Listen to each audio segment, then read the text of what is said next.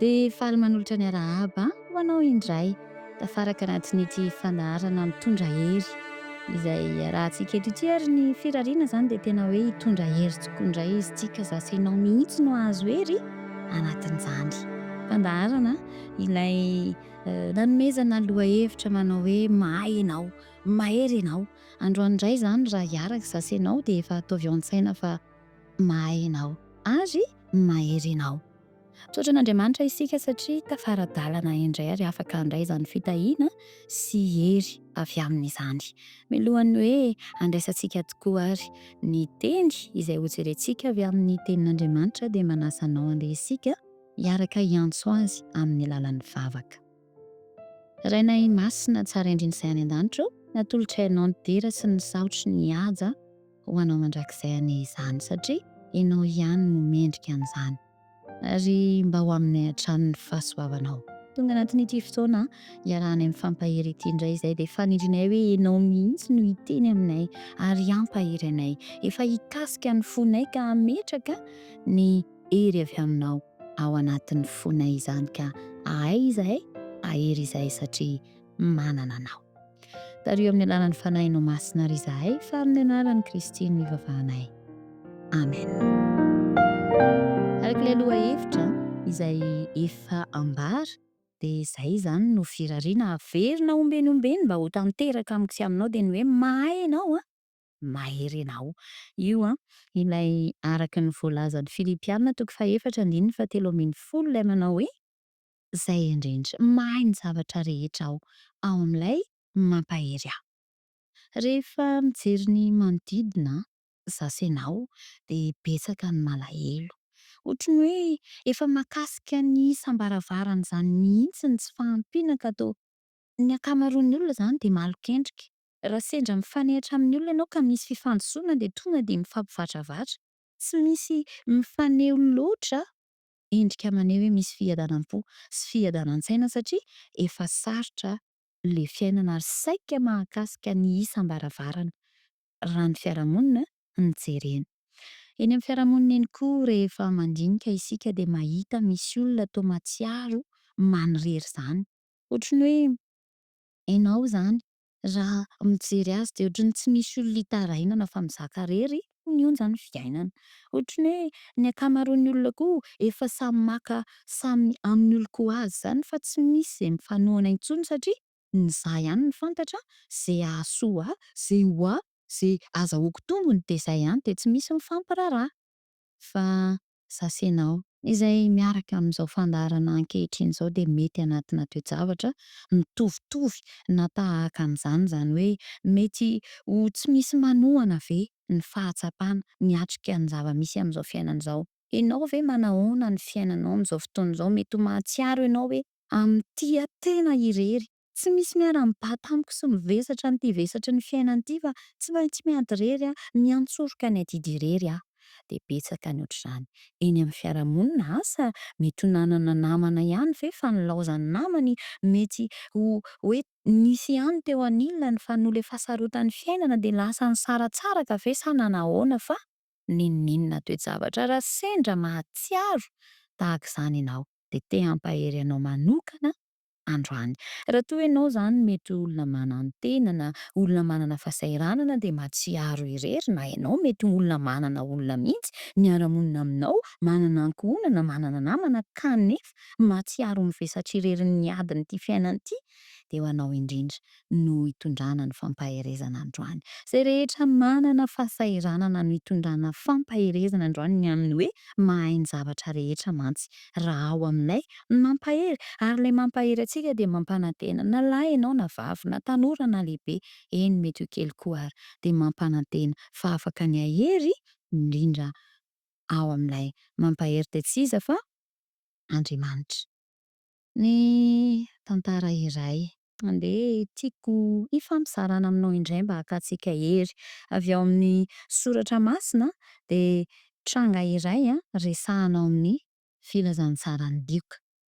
Raha eo akaiky eo ny baibolinao dia asaiko mba ho sokafanao ao amin'ny lioka. Lioka 7:1-11 ka hatramin'ny 5 ambin'ny 10 trangan-javatra iray mety misy amin'ny fiarahamonina misy asa ianao.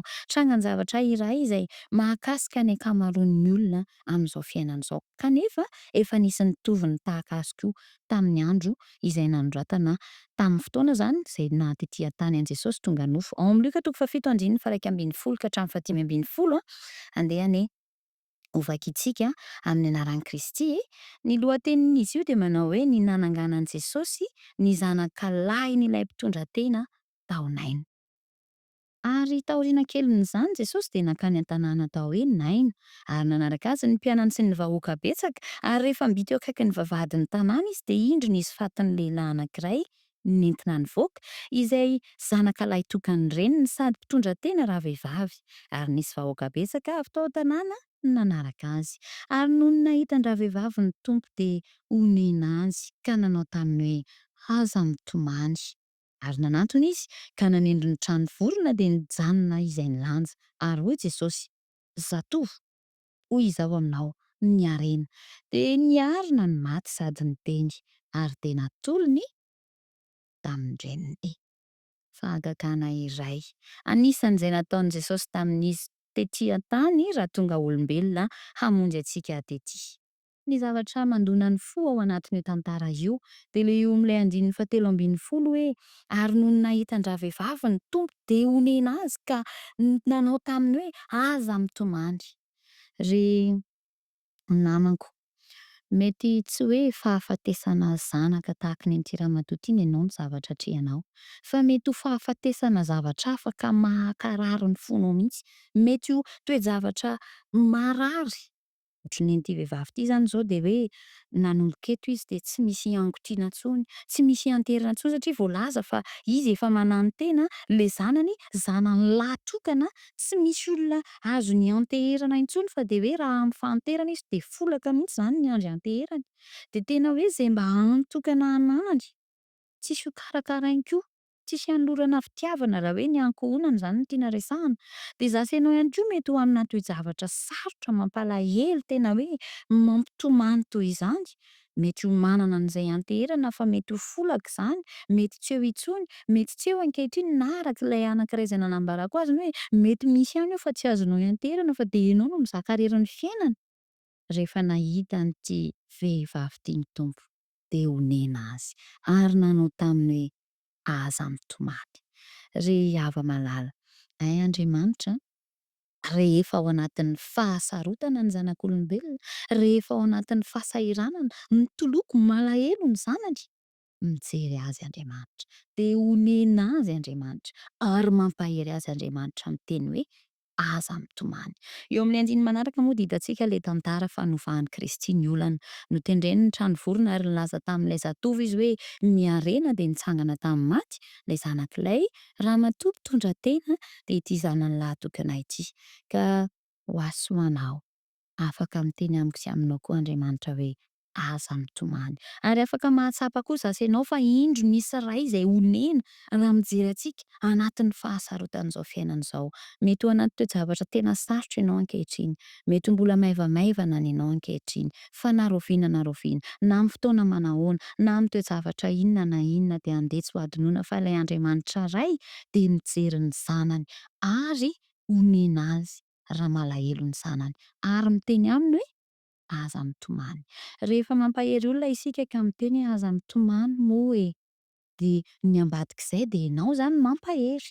Mety iarahanao fihetsika mihitsy izany, mety ho kapokapohanao ny sorokany, mety ho sakambinao izy, mety ho fihinao ny olona itenenanao hoe aza mitomany. Raha amina hafatra tsy mpiseho mivantana izany fa mety hoe amin'ny findaina toy izany, mety ho ampianao teny hafa mba hanehoanao hoe matoa ianao miteny aminy aza mitomany dia miray fo aminy ary mampahery azy mihitsy, maneho aminy fa eo ianao manohana azy.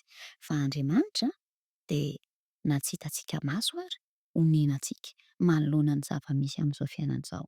Ka ho azy ho anao, mety efa misy toe-javatra fe ohatran'ny tsy ahitantsika fanantenana intsony iainana amin'izao fotoana izao. Mety ho efa tahaka ny an'ity ramatoa ity ve hoe efa anaty trano vorona mihitsy le zanany, zany hoe efa tsy hoe mbola amboatra ny razana fa efa lanjaina andeha ho alevina mihitsy. Zany hoe efa sarotra ohatra ny tsy ahita-panafana ve le toe-javatra iainao sy iainanao am'zao fotoana zao satria tsy voatery ho fahafatesana le izy fa mety ho zavatra mahakarary loatra ny ainana tena hoe mahatonga ny fiainantsika ho tahaka ny tsisy fanantenana intsony. Fa na manao ahoana na efa tao ohatry ny mitoloko ary sisan'ny fahasapatsika ny fiainana ka tsisy azontsika atao afa-tsy ny mandatsaka ranomasy sisa manoloana ny tsy maintsy ho hatrehana satria raha ity ramatoa ity zany zao no jerena de efa tsy eo tsony ny vady tsy ho eo tsony koa le zanaka izy rery ny tsy maintsy hamakivaky ny fiainany miaraka amin'ireo adidy sy andraikitra miandry am'zao fiainana izao na de no an'ny tenany manokana ihany ary mba hivelomany de zasy ianao ihany koa raha toa misy trangan-javatra toy izany na hafa fa manana endrika tahaka izany amin'ny fiainantsika afaka manangana ny rava-Andriamanitra, afaka mamerina ilay miala teo amin'ny fiainanao mba hanananao fiainana tsara kokoa indray Andriamanitra, afaka mamadika ny toe-javatra sarotra ho fitahiana ny Andriamanitra izay tiantsika ary aza dinoina mihitsy ilay mikasika an'ilay ramatoa hoe raha nijery azy Kristy de omena azy ary niteny taminy hoe aza mitomany. Andriamanitra zany de tsy lavitra fa eo akaikintsika eo. Raha misy manjoa antsika de izy no miteny amintsika hoe aza mitomany. Fa izasenao fotsiny no antsoina mba hijery azy. Maninona moa zasenao mihitsy no antsoina andao mba hifanena amin' Jesosy ihany koa tahaka an'ity vehivavy ity raha evoky ny tanàna de nifanena amin' Jesosy andao tadiavina mihitsy izy mba hahenontsika ny feony ilaza hoe aza mitomany, aza mitanondrika, mahereza mba hanohana antsika satria omena antsika izy raha mahita ny fahoriantsika amin'ity fiainana ity de tadiavintsika Kristy. Andeha hijery ny fomba ahitana azy hoe Kristy aiza no misy anao. Ny soratra masina manambara azy manontolo ny fifampiresahana amin'ny alalan'ny vavaka ahafahana miaino azy sy mifandray aminy de mifankafantatra akaikikaiky kokoa aminy de mandray ny fitiavany sy ny fifanohanany misimisy kokoa.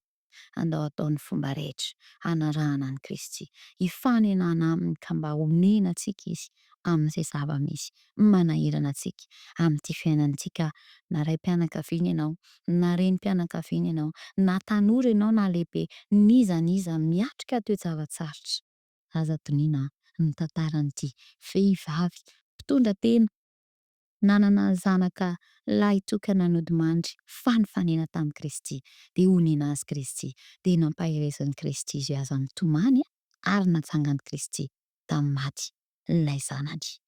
De ny tenin'Andriamanitra izay tiana ampaherezana sy ampifantohana misimisy kokoa asainao mifanandrify amin'izany de izay lazain'ny ohabolana 3:20.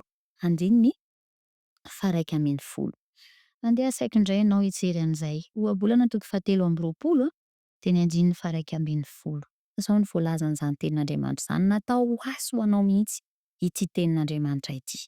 Fa mahery ny mpanavitra azy, izy no hisolo vava azy amin'ny adiny aminao. Manoloana an'ity fiainana ity zany de zao ny tenin'Andriamanitra amin'ny onjam-piainana hoe mahery ny mpanavitra azy. Mpanavitra azy ianao zany io, izy no hisolo vava azy amin'ny adiny aminao. Ry hava-malala, inona ny ady tsy maintsy hatrehako sy hatrehanao amin'ity fiainana ity fa ny tenin'Andriamanitra mihitsy no miteny fa izy no hisolo vava asainao amin'ny adintsika amin'izao fiainana izao satria mahery izy de ilay mpanavitra ay sy ianao. Andriamanitra ny hanampy asainao hahatsapa fifalinany amin'ny fianteherana aminy, hahatsapa fiadanam-pony amin'ny fahatsapana hoe mahay mahery satria Andriamanitra ny mpanavitra ary izy no hisolo vava amin'ny adiko amin'izao fiainana izao. Ahery anie zasenao satria ahatsiaro fa homena ny zanany izay malahelo sy mitoloko Andriamanitra ary mampahery azy hoe aza mitomany ka manangana ny rava, manangana ny maty eo amin'ny fiainany de Andriamanitra ny hanampy asainao hitombo amin'ny finoana sy ny fanantenana an'izany isan'andro isan'andro. Hitombo ihany koa amin'ny faharetana ary indrindra ampahiratra ny masontsika de ny masom-panahy ahita ny fitiavan'Andriamanitra antsika izay mihazona antsika izany isan'andro. isan'andro. Raha manaiky ianao, raha ekenao ny ahatsapan'izany eo amin'ny fiainanao, raha vonona ianao hanao fanandramana dia hiamoroso kokoa hatrany amin'ny faherezana ao amin'Andriamanitra ilay misolo vavanao amin'ny adinao amin'ny fiainana, ilay mampahery anao satria honenanao amin'ny zava-misy izay hatrehanao dia manasa anao andao isika hiara-hifavaka, dia hiara-nolotra ny fiainantsika amin'Andriamanitra, dia hiaraka hitady azy eo amin'ny fiainantsika satria izy ilay mampahery antsika. Andeha ary hifavaka isika. Andriamanitra tianay, tsy hainay tsy hisaotra anao ny amin'ny fitiavanao. Misaotra satria ianao tokoa ilay Andriamanitra efa niditra nitsehatra tamin'ny fiainan'ireo zanakao hatramin'izay tantarainao amin'ny Baiboly ka mbola mifehy ny fiainanay koa hatramin'izao ankehitriny izao. Manana toe-javatra maro mety lalovana ny zanakao amin'ny toerana samy misy azy avy ary amin'ny endriny samihafa amin'izao fotoana izao. Ny fagnatahako dia ny hoe hiditra nitsehatra ka hifehy ny fiainan'ny zanakao tsirairay avy ny ianao, ampahery ary hanangana indray ny efa rava, hanangana ihany koa izay maty eo amin'ny fiainana mba hanananay fifaliana ao aminao, ilay mpanafitra anay, ilay mpampahery anay, ilay misolo vavanay amin'ny adinay. Andriamanitra Fanahy Masina ampitoero aty anatinay izany fagnantenana izany ary ampitombo isan'andro ny finoanay ka tantano hiaina amin'ny fitadiavana ny Kristy mba hifanenanay amin'ny isan'andro. Izahay misaotra inin'Andriamanitra fa minaran'ny Kristy ilay onenanay no hanaovanay ny vavaka. Amen. Dia arak'ilay voalazan'ny Filipiana toko 4:7 hoe mahay ny zavatra rehetra ao amin'ilay mampahery dia ianao ihany koa hahay ny zavatra rehetra satria hitoetra ao amin'ilay mampahery antsika. Andriamanitra hitantana anao indray amin'ny androm-piainanao manomboka eto, ity andro andehananao tontolo andro ity indray ary ny fiainanao manontolo. Mahay ianao, mahery ianao. Mandra-pioana indray.